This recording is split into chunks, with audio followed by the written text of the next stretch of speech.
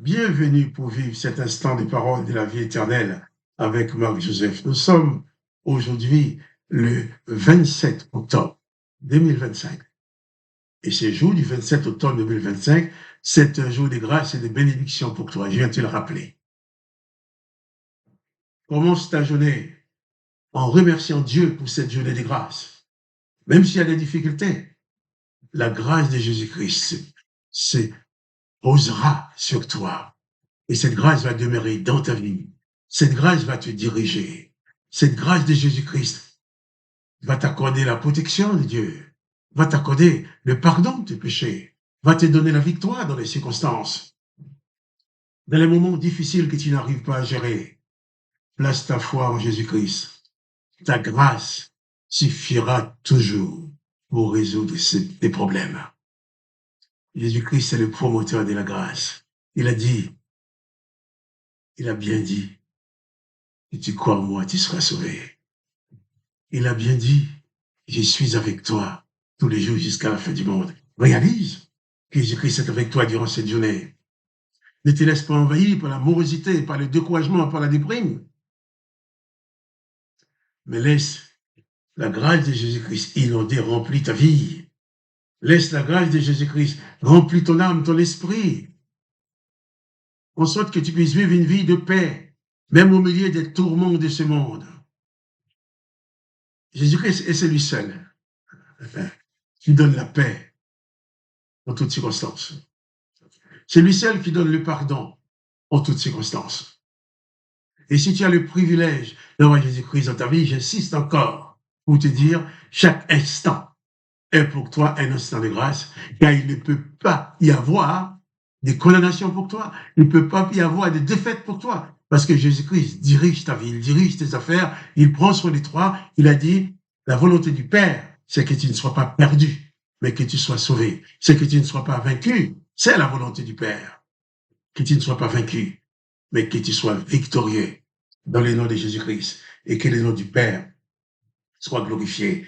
Et Jésus, après avoir dit que la volonté du Père, c'est qu'aucun de nous soit perdu, c'est que tous ceux qui croient en lui, qui sont devenus ses petits-enfants, Jésus a dit, c'est qui le reçoivent, à cela il donne le pouvoir de devenir enfant de Dieu.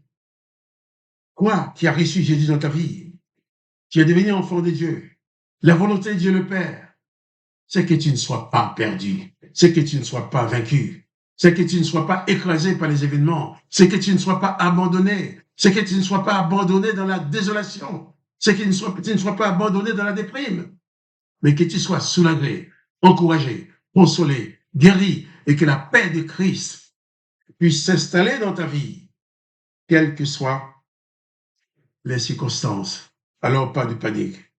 Confie-toi en Jésus-Christ. Et de la même façon, Jésus-Christ te fait grâce. Il te parle avec amour. Il te demande de faire les mêmes pour les autres. Dans Matthieu chapitre 18, verset 15, Jésus dit ceci, si ton frère a péché, va et reprends-le entre toi et lui seul. S'il t'écoute, tu gagneras ton frère. Mais s'il ne t'écoute pas, prends avec toi une ou deux personnes, afin que toute l'affaire se règle sur la déclaration de 2 ou 3 témoins. Jésus dit, si ton frère a péché, ne va pas tout de suite aller proclamer son péché partout, mais va le voir avec amour, avec paix, pour lui annoncer qu'il vient commettre une erreur, pour lui éclairer sur son erreur, et pour lui dire qu'il peut être pardonné, qu'il peut être sauvé. Et Jésus dit, s'il t'écoute, eh bien, il va sauver ton âme, son âme. Tu vas l'aider à se sortir de ses malheurs, de ses péchés. Car quand on commet un péché, qu'on commet une faute, bien sûr, cette faute peut faire souffrir quelqu'un, mais toi qui as péché, tu souffres aussi. Je dis que nous devons être un soutien pour l'autre. Un soutien pour l'autre. Pas parce qu'il est bon. Si même il a péché, tu dois tout faire pour le soutenir, pour l'aider à reconnaître son péché et à s'en sortir. C'est ce que Jésus est venu faire sur la terre. Il est venu mettre le droit sur le mal qui se pratiquait Il est venu dénoncer les injustices. Il est venu dénoncer tout le malheur que les religieux mettaient sur le peuple. C'est bien pour ça que les religieux l'ont tué. Mais Jésus te dit, si ton frère a péché, ne va pas proclamer son péché partout. Va le voir, va lui parler. Si jamais il refuse de t'écouter, tu vas persister parce que tu veux qu'il soit sauvé. Tu veux pas qu'il soit condamné. J'ai dit, s'il ne t'écoute pas, eh bien, va chercher des autres personnes. Vous serez trois pour aller le voir, lui parler avec amour. Si quelqu'un a commis une faute, et si tu ne te sens pas capable de lui parler avec amour, ne va pas lui parler de sa faute. Ne va pas lui parler en tant qu'accusateur. Jésus-Christ n'est pas accusateur. Jésus-Christ est lumière. Jésus-Christ est sauveur.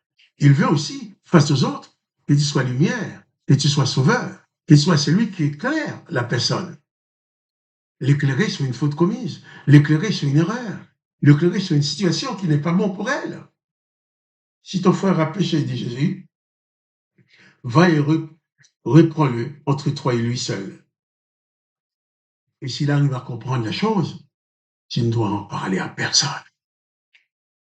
C'est pas parce que telle personne a fait quelque chose de mal, tu lui en as parlé, il l'a reconnu, il veut essayer de rectifier son mal. Il ne faut pas aller raconter son mal, sa vie, son mauvais comportement à tout le monde. Tu vas salir le nom de la personne.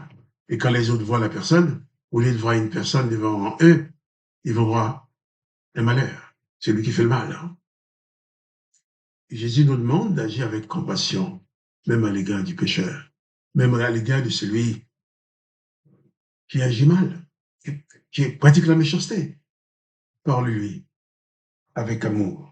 Et s'il ne t'écoute pas, prends des autres personnes. Allez le voir à trois, mais toujours dans la paix, sans agressivité. C'est ce que dit Jésus-Christ. Des fois, c'est difficile pour nous de le faire. Mais je vais dire, ce qu'il nous demande, d'aller voir l'autre dans la paix, même s'il a fait mal, d'aller le voir dans la paix, lui parler. Et si vraiment il ne veut pas t'écouter, prends deux autres personnes avec toi, va le voir, vous parler, vous parler. Tu as le pouvoir de faire en sorte que ton frère soit sauvé. En quelque sorte, tu es aussi le gardien de ce frère qui croit en Jésus-Christ comme toi. Tu es aussi le gardien de son âme.